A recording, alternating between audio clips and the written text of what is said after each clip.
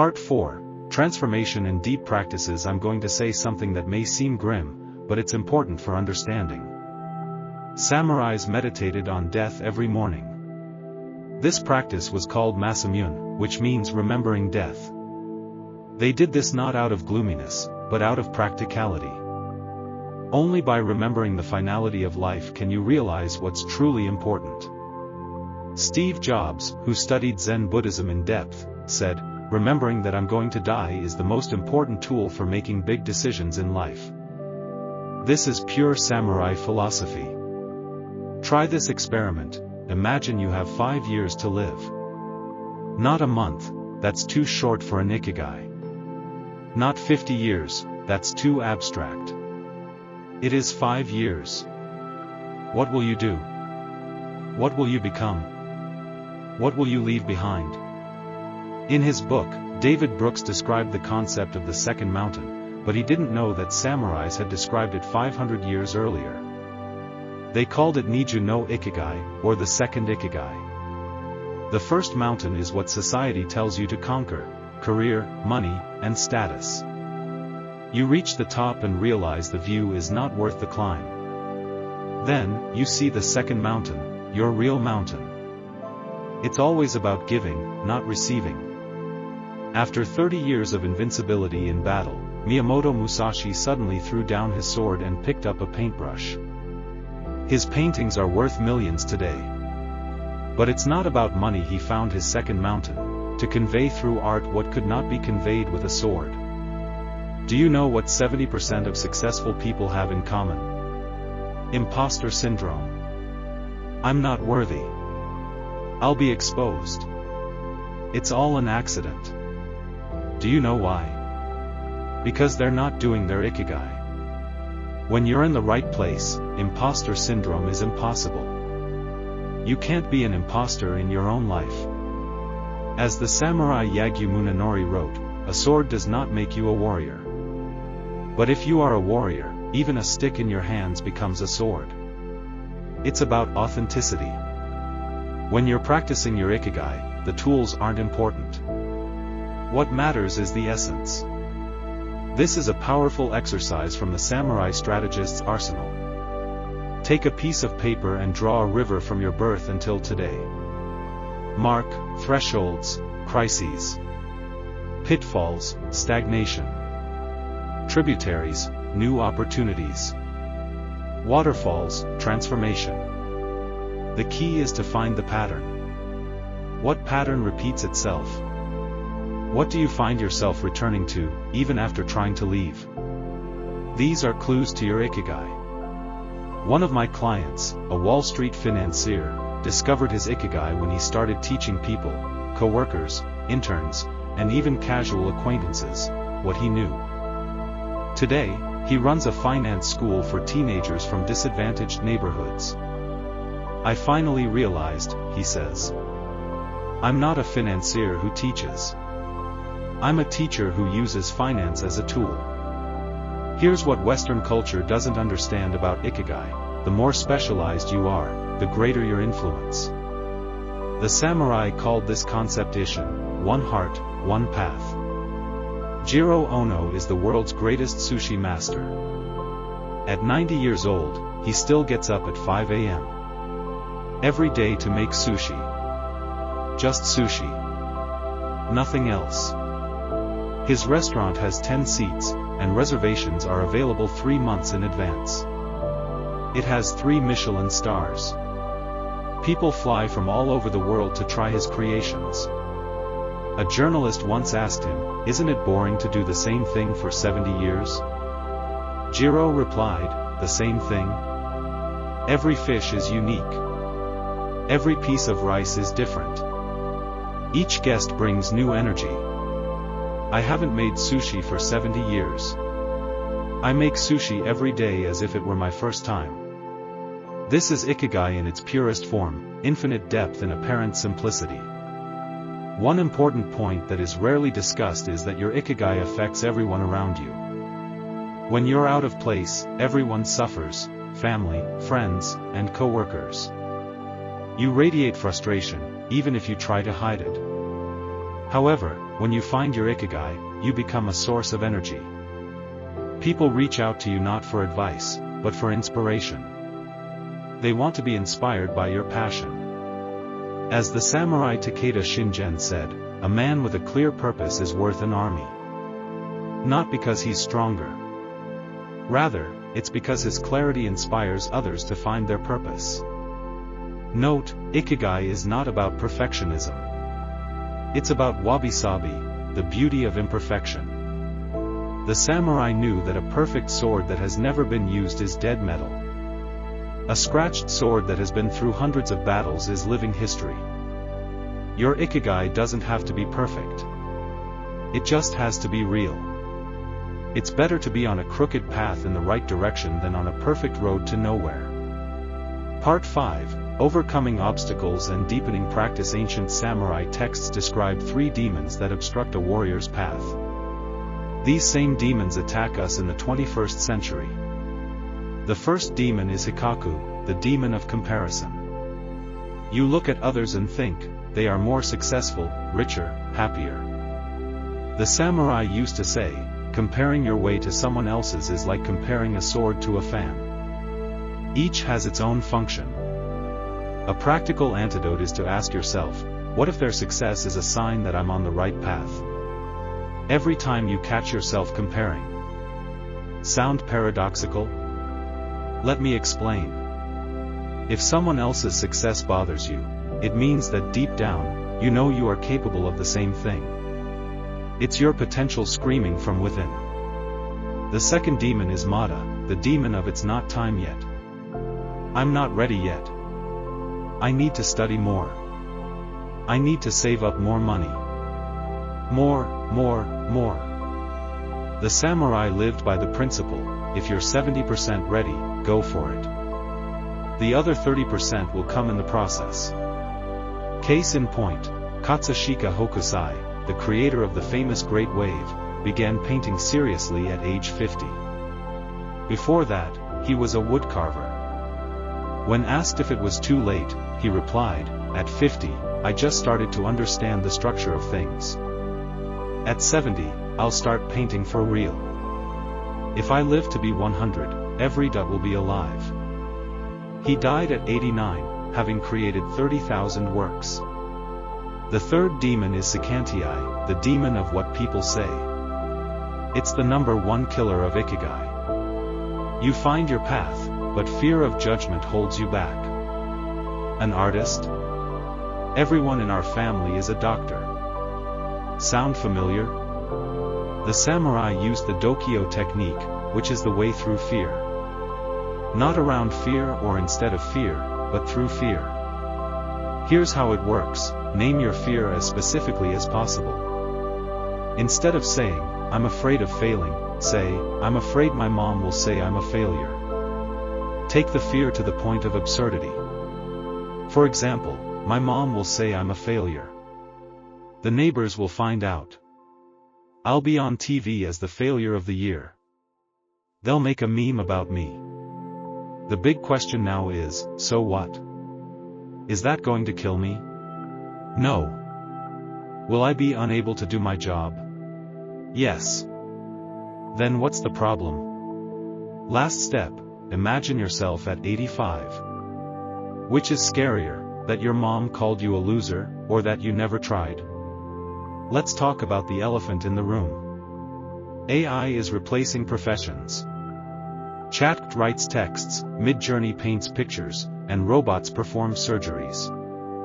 Where is the room for human Ikigai? In the words of calligraphy master Yamada Soken, a robot can write a character perfectly 1,000 times. But my imperfect character has something a robot does not, a soul trembling with excitement. Ikigai is exactly what AI will never be able to replace. Ikigai is not about results. It's about the process of becoming human through action. An AI can write a symphony, but it will never experience the catharsis of creation. It can paint a picture, but it will never feel the sacred awe of a blank canvas. Not everyone has the luxury of quitting their job to do what they love. You have a mortgage, kids, and responsibilities. I understand. Samurais couldn't always choose their battles, either.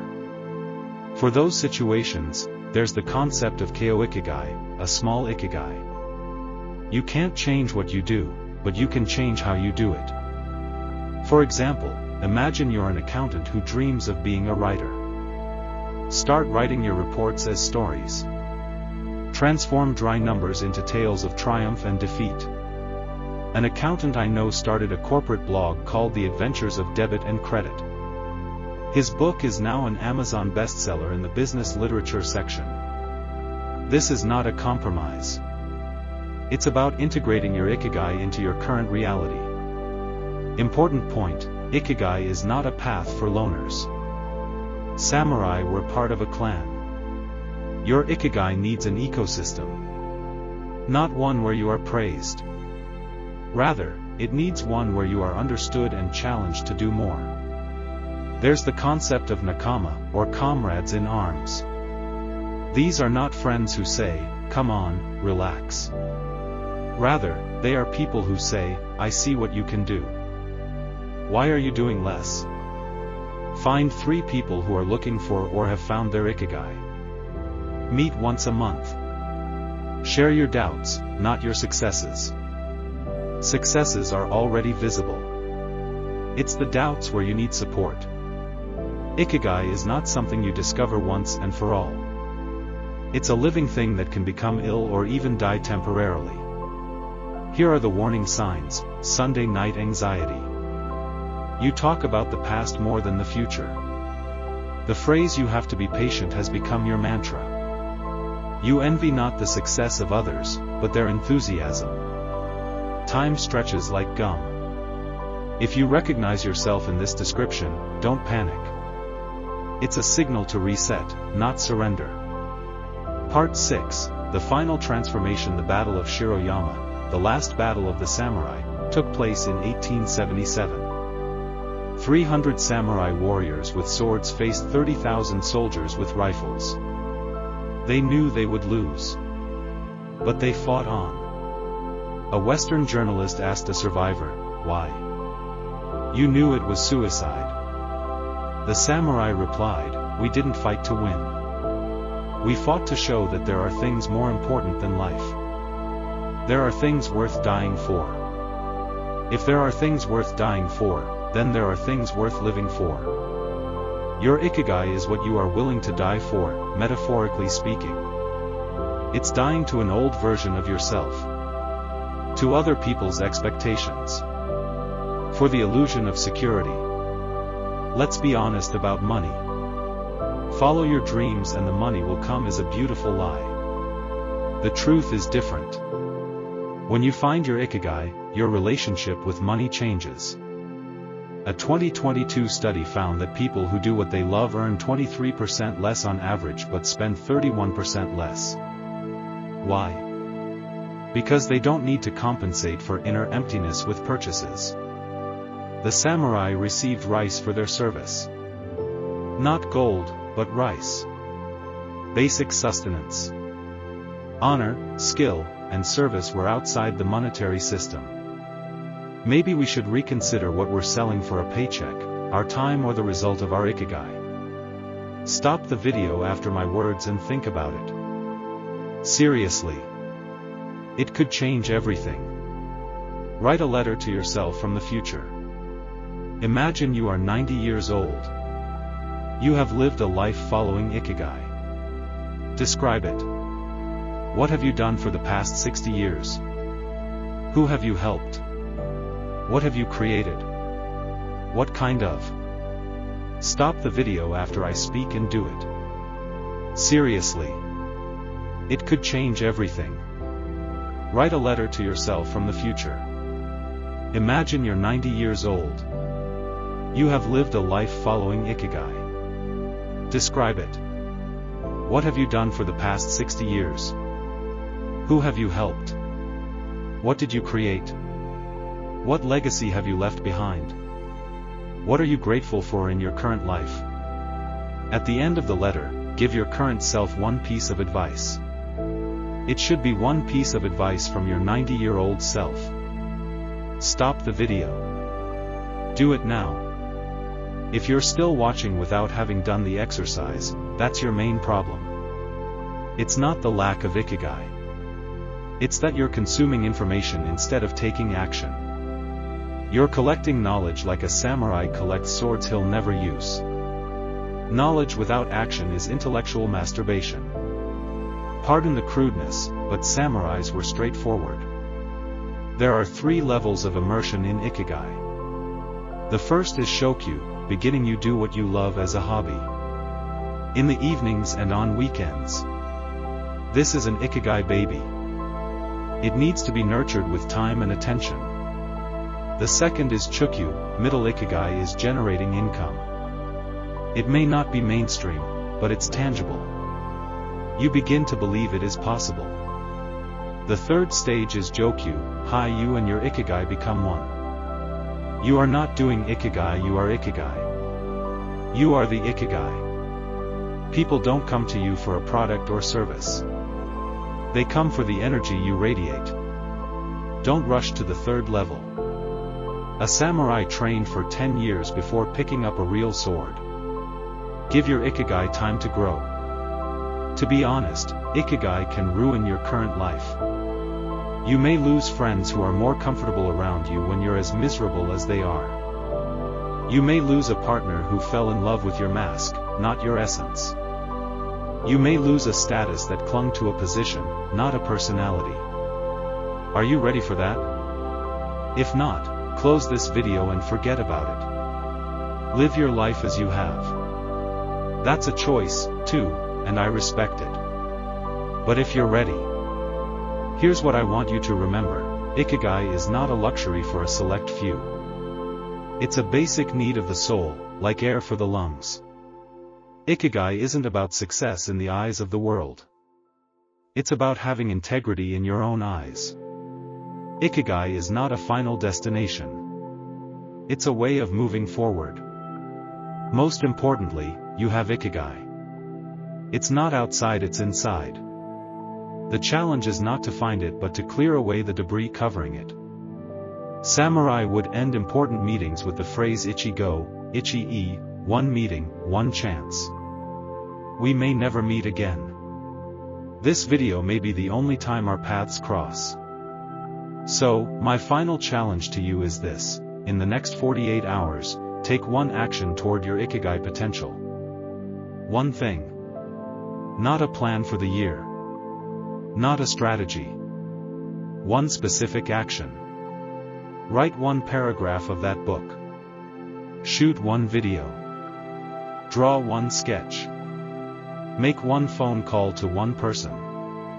Apply for one course. Quit a hateful job. One action. 48 hours. Do you remember the trained samurai from the beginning of the video? I met him again a year later. He was smiling. As it turned out, he had opened a dojo, a martial arts school for troubled teens. I realized the sword was just a tool, he said. My mission is to forge character. You have 48 hours to start forging yours. Time's up.